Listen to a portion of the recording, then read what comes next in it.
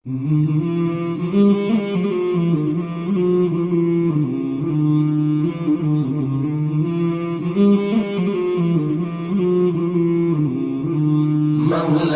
صل وسلم دائما أبدا على حبيبك خير الخلق كلهم.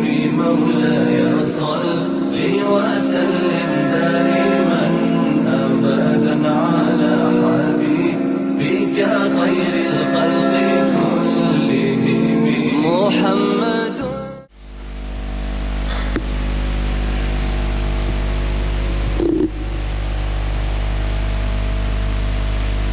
Kita ucapkan selamat datang kepada guru kita Da'ilallah Ustaz Kiai Khairullah Ramli dan para asatidah, para hujjaj, para hadirin hadirat yang hadir bersama kita atau yang menonton dari streaming TV Nabawi atau dari streaming website Majlis Rasulullah sallallahu alaihi wasallam dimanapun berada. Mudah-mudahan semua yang hadir maupun yang tidak hadir yang bersama kita,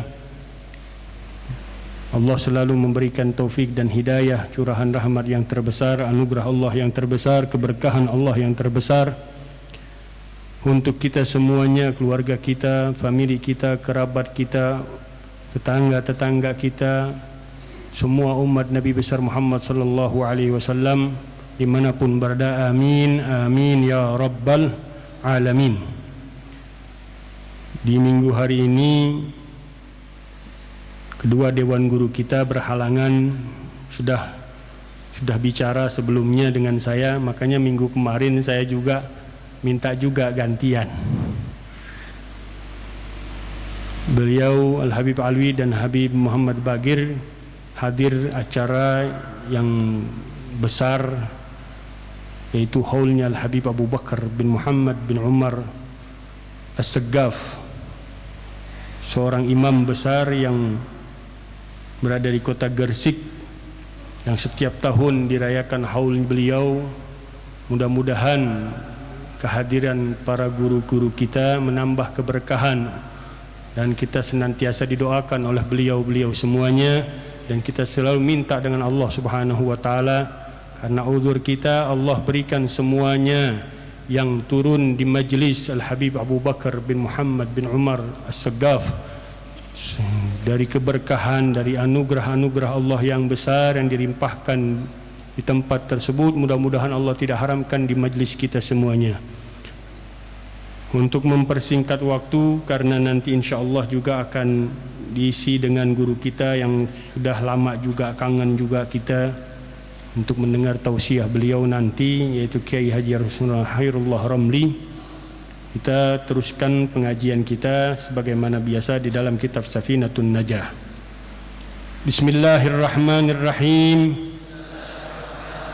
Nawaitu ta'alluma wat ta'lim wat tadhakkura wat tadhkir wal ifadata wal istifadah wan nafa wal intifa' والحث على التمسك بكتاب الله وسنة نبيه صلى الله عليه وسلم والدلالة إلى الهدى والدعاء إلى الخير ابتغاء مرضات الله وقربه وثوابه من الله سبحانه وتعالى. سبحانك لا علم لنا إلا ما علمتنا إنك أنت العليم الحكيم. رب اشرح لي صدري ويسر لي أمري واحلل عقدة من لساني يفقه قولي. بسم الله الرحمن الرحيم. الحمد لله رب العالمين والصلاة والسلام على سيد المرسلين وإمام المتقين سيدنا وحبيبنا وشفيعنا وقرة أعيننا ونور قلوبنا محمد وعلى آله وصحبه أجمعين. قال الشيخ المؤلف رحمه الله تعالى وأدام النفع به وببركة علومه وبكم في الدارين آمين. رضي الله عنكم.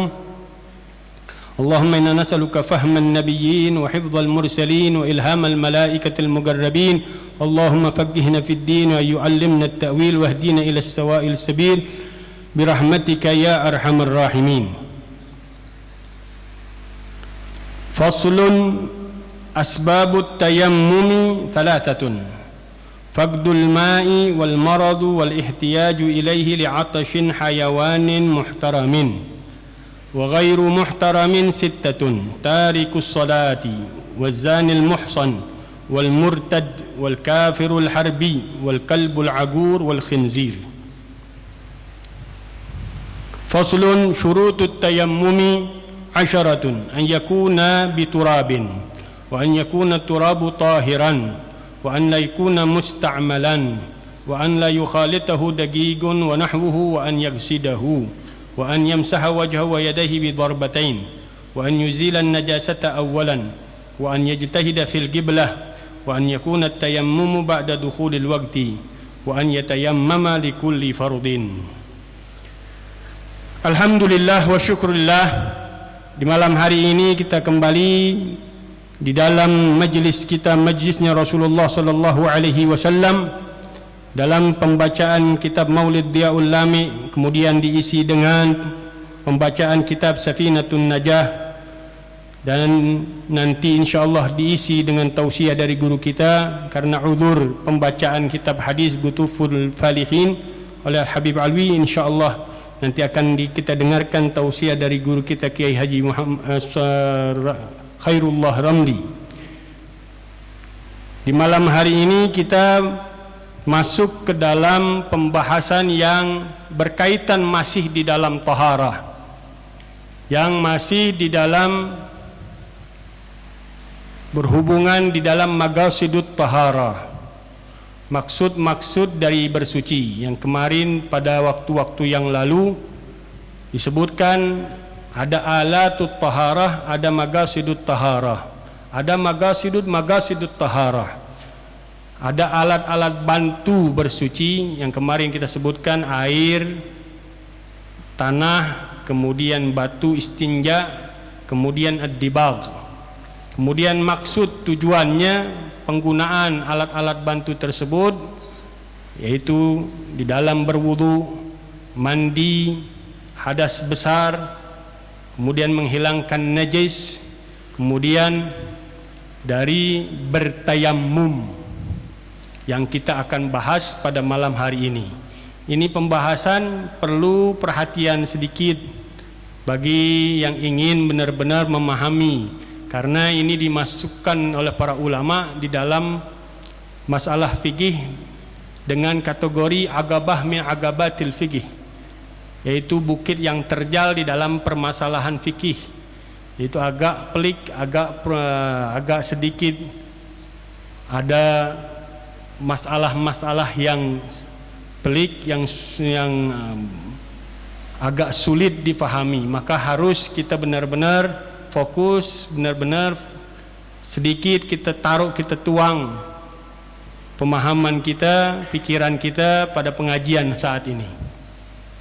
Di dalam pembahasan tayammum, yang sebagian ulama mengatakan tayammum ini adalah pengganti daripada berwudu atau pengganti daripada taharah wudu kalau tidak menemukan air, dan ini merupakan khususiyah dari umatnya Nabi besar Muhammad sallallahu alaihi wasallam. Kalau umat-umat yang lain tidak diberikan khususiyah keistimewaan ini, hanya umat Nabi besar Muhammad bisa menggantikan air di dalam bersuci dengan penggantinya yaitu at-turab. Nanti akan kita bahas apa makna dari kata at-turab. Dalam hadis Rasulullah sallallahu alaihi wasallam dikatakan, utitu khamsan lam yu'tahunna ahadun gabli. Aku diberikan 5 perkara yang tidak diberikan orang-orang sebelumku. Di antaranya wa antakunal ardu masjidan wa turabuha tahura. Masjid dan bumi seluruhnya dijadikan oleh Allah Subhanahu wa taala sebagai masjid untukku dan tanahnya adalah suci, dipakai untuk bersuci. Nusirtu birru'bi masirata syahrin. Yang kedua, aku diberi pertolongan oleh Allah Subhanahu wa taala dengan rasa takut yang dihadapi oleh para musuh-musuhku sebelum sebulan kedatangan pasukanku, kata Rasulullah sallallahu alaihi wasallam. Wa ju'ilat qurratu aini fis shalah, dan dijadikan penenang jiwaku adalah as-shalah. Kemudian utitus syafa'ah, dan aku diberikan syafa'ah oleh Allah Subhanahu wa taala di hari kiamat. Yang termasuk di antara yang diutarakan oleh Rasulullah sallallahu alaihi wasallam, wa ju'ilal liyal ardu masjidan wa turabuha tahuran, dan dijadikan bumi seluruhnya untukku dan untuk umatku bisa untuk beribadah, salat, bersujud kepada Allah Subhanahu wa taala, karena umat-umat terdahulu gak bisa mereka beribadah pada Allah Subhanahu wa taala melainkan di tempat-tempat yang dikhususkan untuk beribadah, yaitu kanisa atau sauma'ah, tempat-tempat ibadah mereka.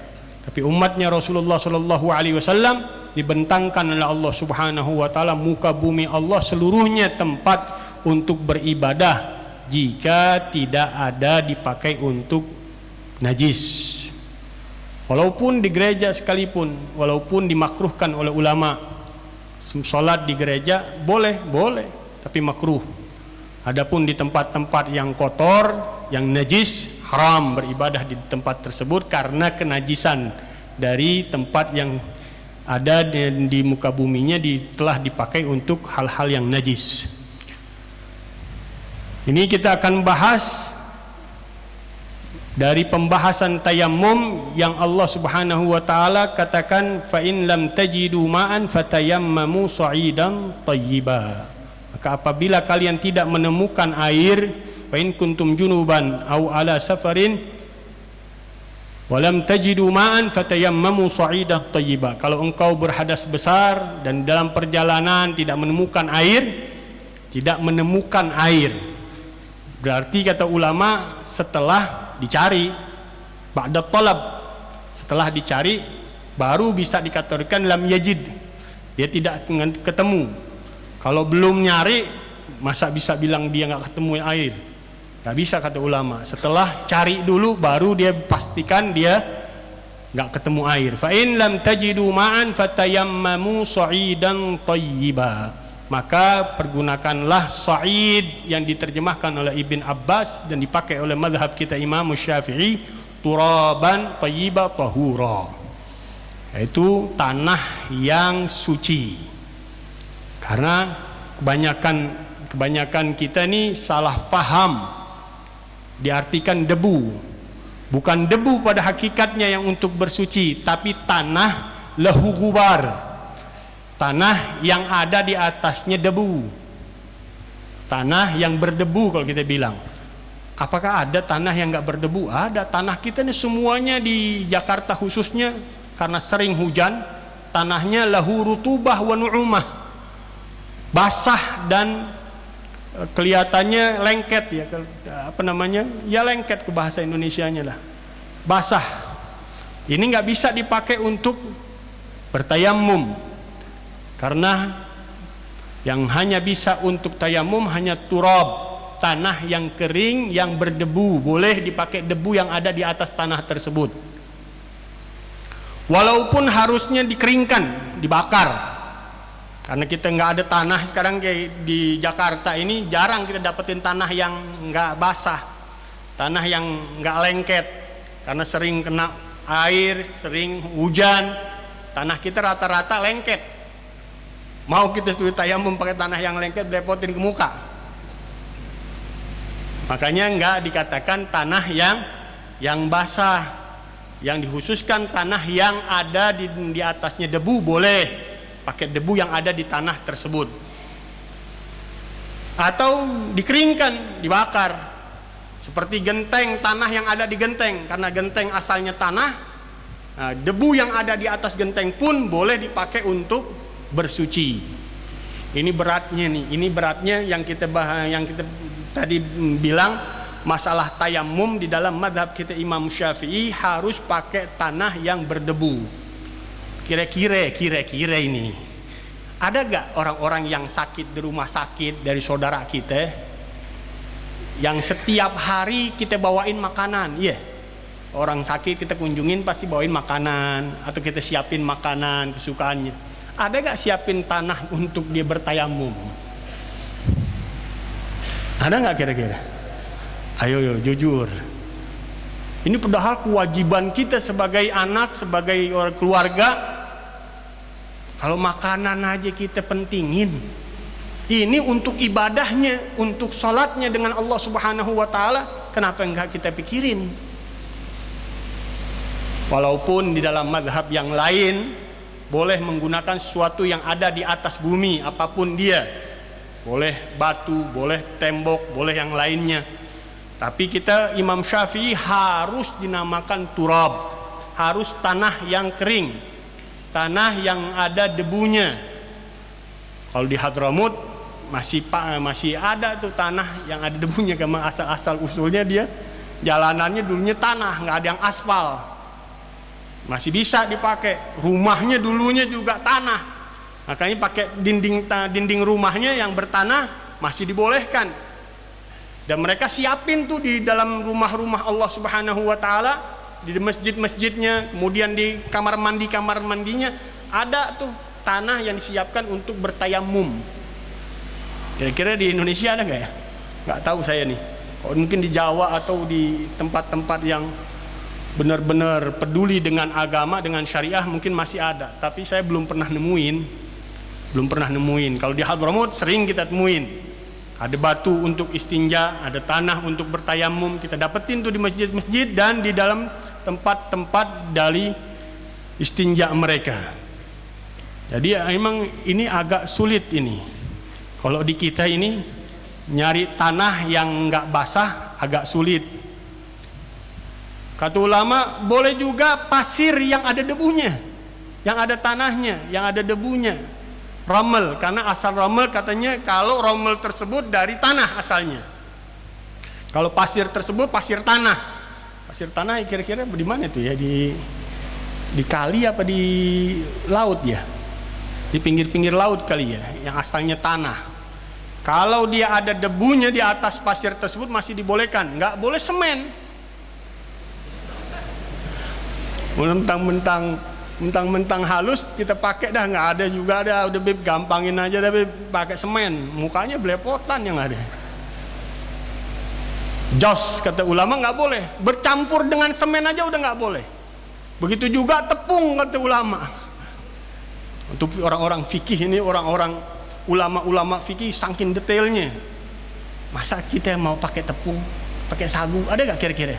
Tapi disebutkan para ulama nggak boleh daripada tanah tersebut yang bercampur dengan tepung, bercampur dengan semen. Kan teliti banget tuh. Kita bayangin aja kagak kali masih ada yang mau tayamum pakai tepung, tayamum pakai semen, kagak ada. Tapi orang-orang fikih mereka sangat hati-hati, terutama kita Imam Syafi'i yang menerjemahkan makna sa'id adalah turaban, sebagaimana yang dikutip oleh Sayyidina Abdullah bin Abbas. Walaupun ada pandangan-pandangan lain di dalam madhab-madhab yang lain yang saya tidak akan melebar. Kita ini rata-rata semuanya Indonesia seluruhnya deh, kita madhab kita Imam Syafi'i. Jadi kalau kemarin saya agak ngelebar sedikit, ditegur oleh Habib Jamal, Bib jangan terlalu ngelebar, jangan terlalu membahas dari madhab ini, kesian jamaahnya, paham juga kagak. Oh iya Bib, ya khair. Kita akan fokuskan di dalam madhab kita Imam Syafi'i. Imam Syafi'i hanya dibolehkan turab, tanah lahu gubar, atau tanah yang punya debu. Awir ramal alladhi lahu gubar, atau pasir yang berdebu, yang asalnya pasir tersebut dari tanah. Ini kita sepakatin dulu, kita fahamin dulu, karena ini agak susah soalnya. Dan tadi saya kasih gambaran Orang-orang kita nih rajanya males. Apalagi kalau udah di rumah sakit, ada aja alasannya untuk nggak mau pakai debu atau tanah yang berdebu tadi. Ini agak sulit, nanti kita akan masuk ke dalam pembahasannya. Faslun asbabut tayammumi thalathatun. Sebab-sebab orang bertayammum ada 3. Di sini diringkas oleh Abdullah bin Sumair, Syekh Salim bin Abdullah bin Sumair jadi 3. Walaupun di kitab lain kita bisa temukan 7, di kitab yang lain 8, yang kitab lain 10. Tapi ringkas di sini saya kira lebih cenderung kita sepakatin enak dicerna oleh para pemula-pemula seperti kita. Lebih gampang kita cerna dari 3 sebab yang diutarakan oleh Syekh Salim bin Abdullah bin Sumair.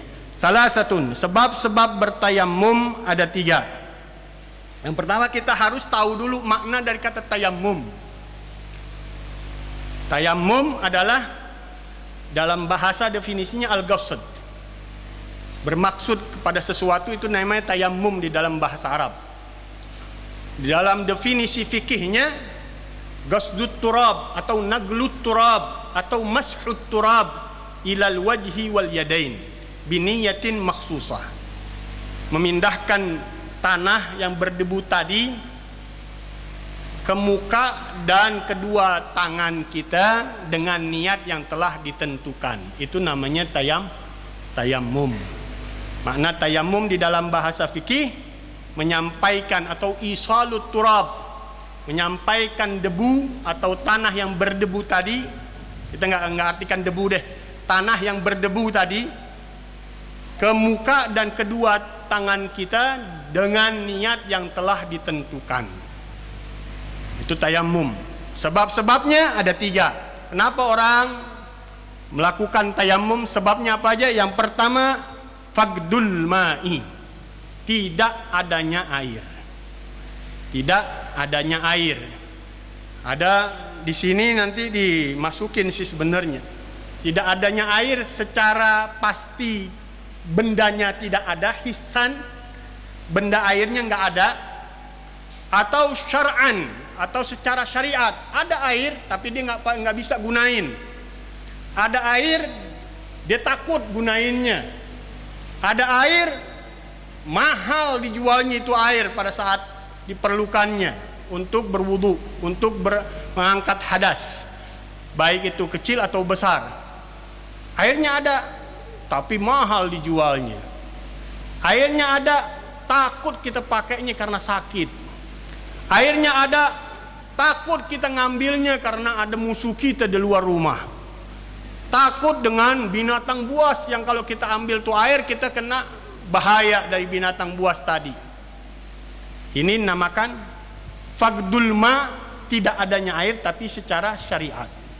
Bukan tidak adanya air secara bendanya tidak ada, tapi bendanya ada tapi dengan kaitan yang lain tuh yang saya katakan tadi, ada rinciannya. Kalau di sini 3, di tempat-tempat yang lain fikih yang lain kita dapatkan 7, karena dia pakainya takut karena memakainya karena kedinginan, dia pakainya nggak bisa pakai air karena kedinginan, dia pakai debu.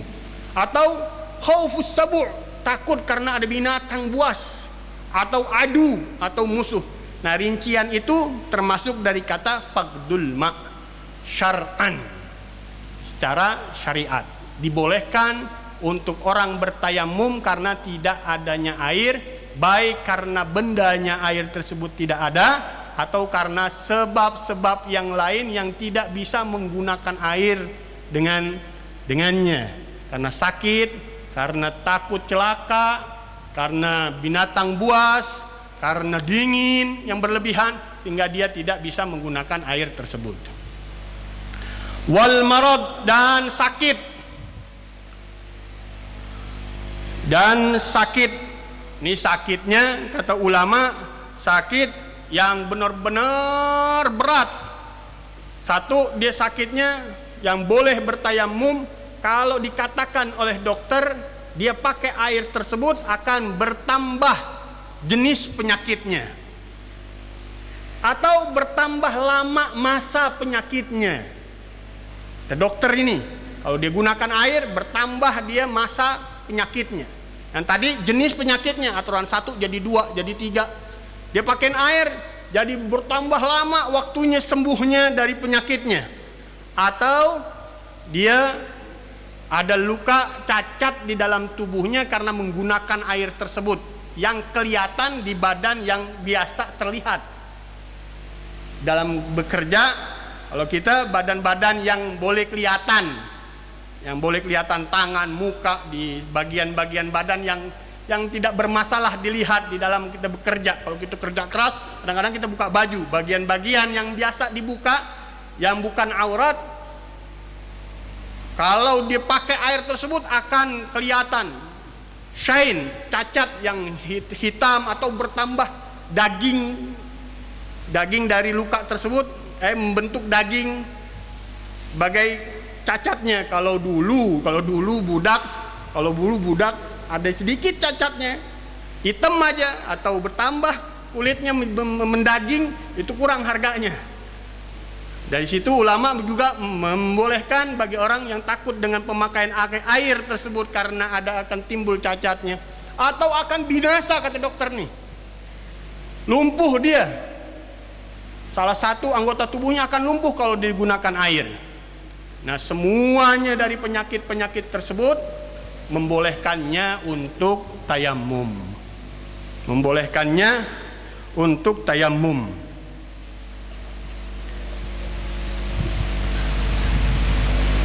Bahkan kalau dia yakin dia akan cacat, dia yakin akan lumpuh, dia yakin akan binasa, wajib dia bertayamum.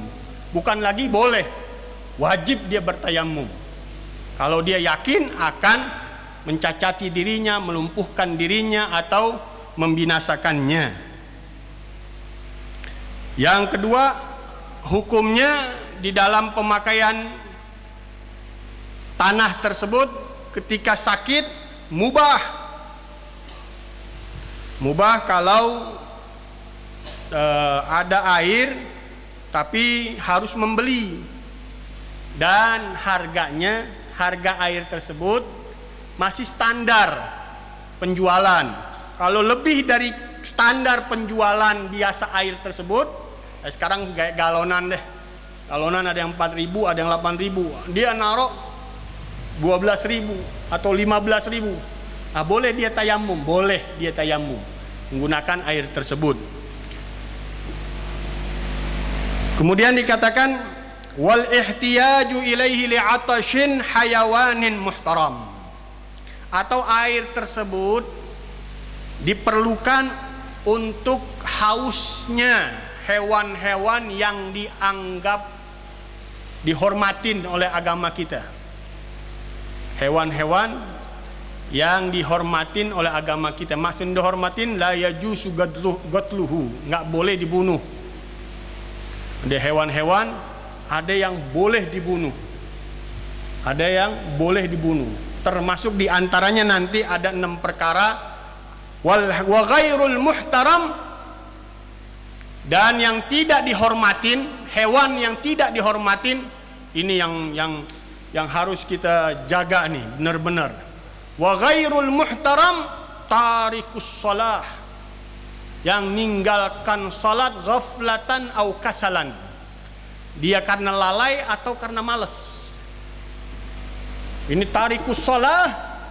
Kalau kita tahu nih orang ninggalin salat selalu di dalam malasnya dia, atau karena lalainya dia, bukan karena menentang, juhudan, ingkaran, bukan karena ingkar kewajiban sholat untuk dirinya atau membangkang dia.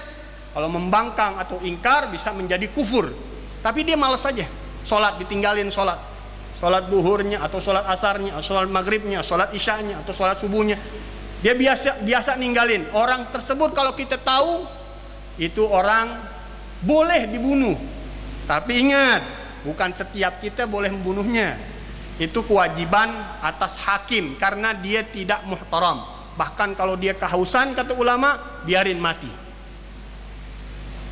Kalau dia kehausan, dibiarkan mati dia, karena dia terkenal selalu meninggalkan sholat. Selalu meninggalkan sholat. Itu yang pertama loh. Dianggapnya hewan lebih jelek dari hewan. Kalau hewan-hewan yang muhtaram tadi selain yang 6 ini. Yang 6 ini nggak dihormatin di dalam agama Islam, nggak dimuliakan oleh agama Islam. Yang kedua, zanil muhsan.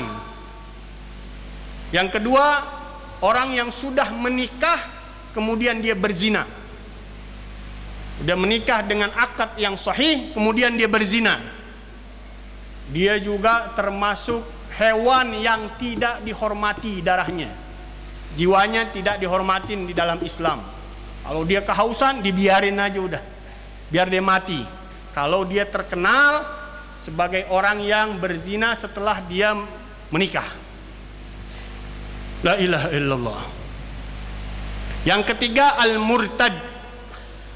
Orang yang keluar dari agama Islam bigaulin au fi'lin au i'tiqadin. Dengan i'tiqadnya dia keluar, nggak mau beragama Islam lagi, atau perkataan-perkataan yang keluar dari agama Islam, atau perbuatan syirik yang keluar dari agama Islam, maka orang tersebut pun tidak dihormati lagi di dalam Islam, dalam syariat kita. Yang keempat, wal kafirul harbi. Orang kafir yang memerangi Islam, la sulha lahu, yang tidak ada perjanjian damai. Kalau ada perjanjian, mu'ahad dipanggilnya, atau mu'amman, atau diamankan dia.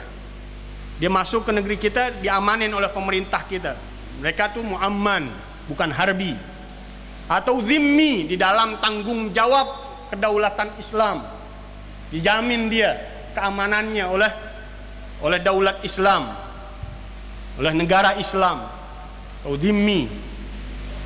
Jadi kalau dia ada perjanjian, atau dia diamankan, atau dia dijamin kehidupannya di dalam agama Islam, di dalam daulat Islam, mereka tidak termasuk kafir harbi. Kafir harbi yang selalu memerangi Islam, memusuhi Islam, dia juga tidak dihormati di dalam agama Islam. Yang kelima, al-kalbul agur. Anjing yang selalu membawa bahaya, yang selalu membawa gangguan. Anjing gila kalau kita bilang ya, yang selalu mengganggu, yang tidak ada manfaatnya, yang tidak ada manfaatnya dan selalu mengganggu orang, gigit orang, ganggu aja deh. Masyarakat tidak tenang. Itu juga boleh dibunuh karena dia tidak dihormati di dalam Islam. Yang keenam, al-khinzir. La ilaha illallah. Yang keenam, al-khinzir, yaitu babi. Babi deretan yang urutan yang terakhir.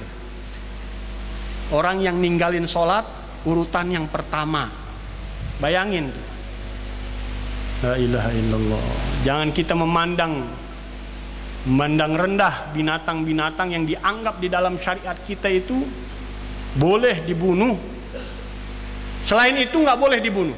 Selain itu dihormati, kecuali dia mengganggu. Kalau mengganggu boleh dibunuh dia. Ular, buaya, kalau mengganggu, kalau dia menggoda, membahayakan, dia boleh dibunuh.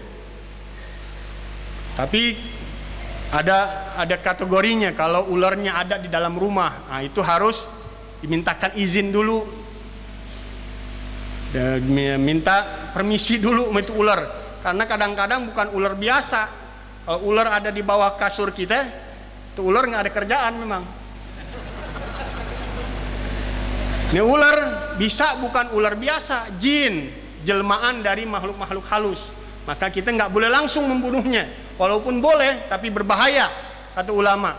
Kalau dia bukan pada tempatnya, yang standarnya dia, areanya dia, maka kita harus berhati-hati dan minta izin dari ular tersebut. Saya lupa ayatnya tuh. Kita minta bacakan satu ayat yang berkaitan dengan ketika ingin membunuh ular tersebut. Takutnya ular tersebut jelmaan. Pernah ini terjadi di Sayyid Muhammad bin Alwi al-Maliki, abahnya, zaman abahnya Habib Alwi bin Abbas al-Maliki. Profesor Muhammad bin Alwi bin Abbas al-Maliki yang terkenal di negeri kita. Ada seorang jin menjelma jadi ular.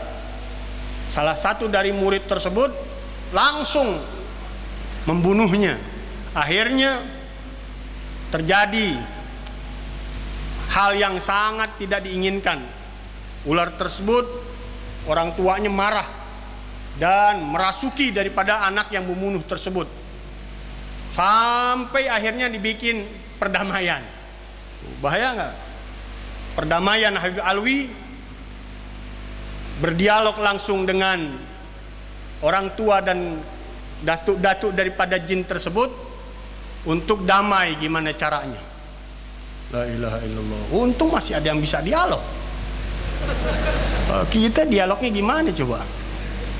Makanya jangan sampai ada yang sembarangan. Kalau ada sesuatu di rumah dari ular yang menjelma, dari sesuatu ular yang ada di rumah kita harus hati-hati. Ini semuanya hewan-hewan yang 6 ini yang paling top adalah tarikus sholah. Tarikus sholah udah dianggapnya hewan, nggak dihormatin lagi. Jadi yang biasa ninggalin subuh, hati-hati.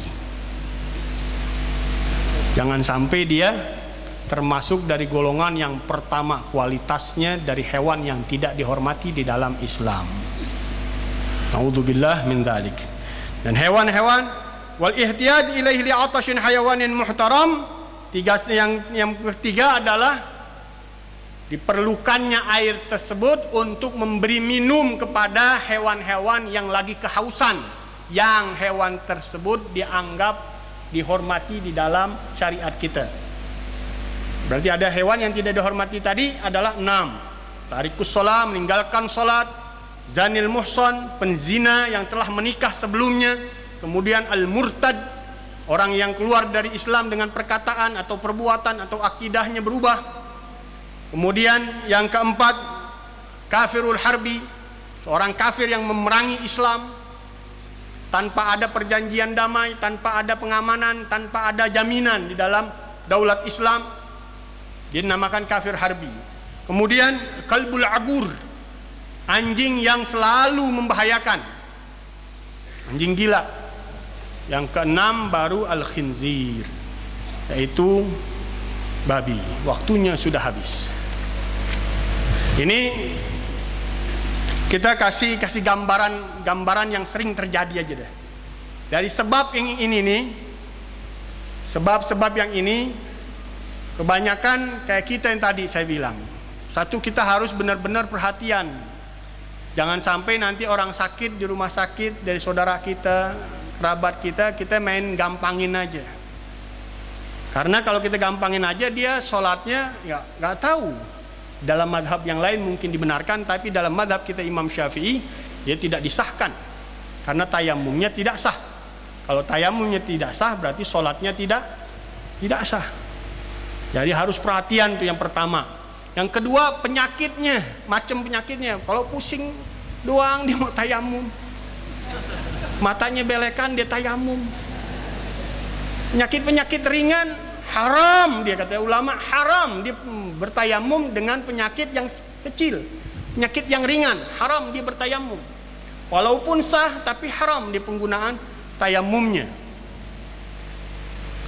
Kemudian di dalam masalah goboknya ini, goboknya, kalau gobok tayamum, gobok salat bagi orang yang bertayamum, ini yang sering terjadi, yang sering dipertanyakan. Kalau tadi karena hilangnya air, tidak adanya air, hissan, tidak ada, benda airnya nggak ada. Lihat dulu airnya tersebut di daerah mana. Kalau daerahnya biasa ada air, pada saat itu nggak ada air, wajib dia mengqadha salat. Kayak kita Jakarta, wah luber air, hampir banjir di mana-mana. Mau bilang kita, lagi nggak ada air di rumah, udah nggak pakai tayamum aja dah. Tayamumnya gobok, Tayamumnya gobok. Walaupun pada saat itu nggak ada air. Kenapa? Karena daerahnya itu biasa ada air. Kalau daerahnya tidak ada air, kebiasaannya sulit air. Gimana itu ya? Daerah-daerah Sumbawa ya. Daerah-daerah yang kering, tandus, atau daerah Dieng, daerah-daerah yang sulit air. Itu dikategorikan oleh ulama, kalau tidak ada air, boleh dia bertayamum dan tidak mengqadha salatnya.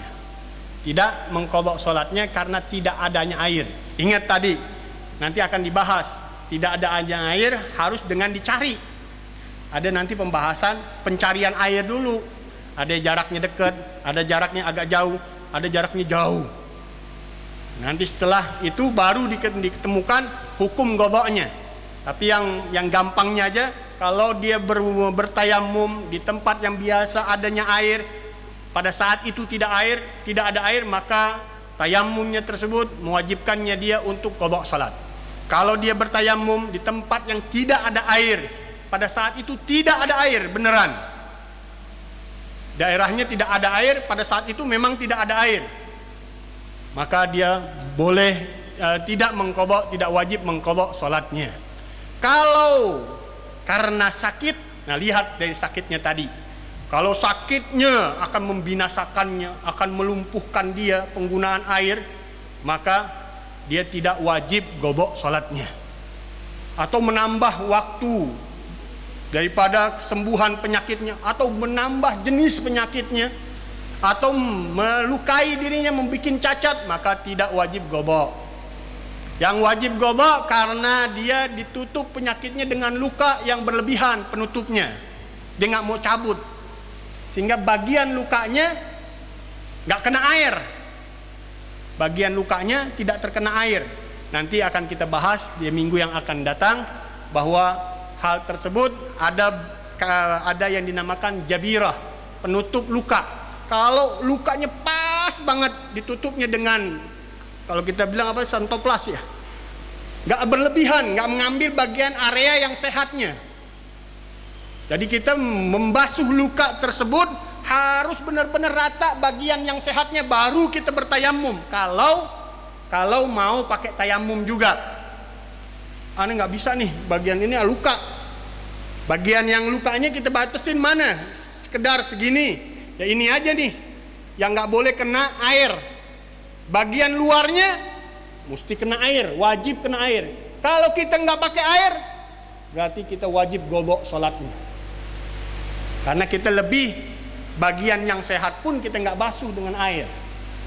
Kalau kita bagian yang sehat, kita tutup apalagi dengan santoplas, atau kita libet lagi dengan perban. Bagian yang sehat kemana-mana ngikut semuanya, itu wajib qadha'nya. Kalau masalah luka, harus benar-benar tepat bagian lukanya, kecuali luka tersebut di wajah dan tangan, mutlak harus dia qadha salatnya. Karena apa?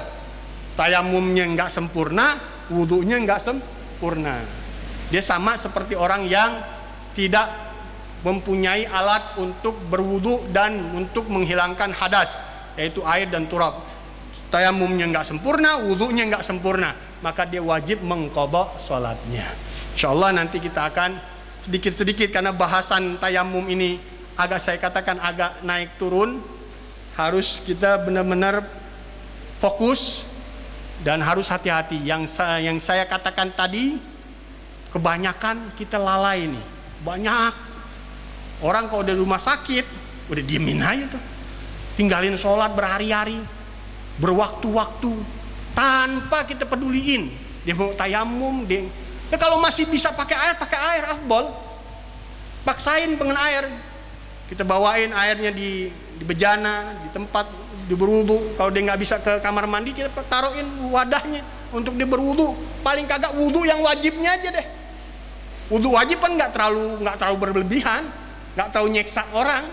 Kalau dia, kecuali yang tadi tuh dokter udah nyatakan nggak boleh tersentuh dengan air, nah mungkin ini orang masih bisa ngobrol, masih bisa makan, masih enak, masih bisa melonjor.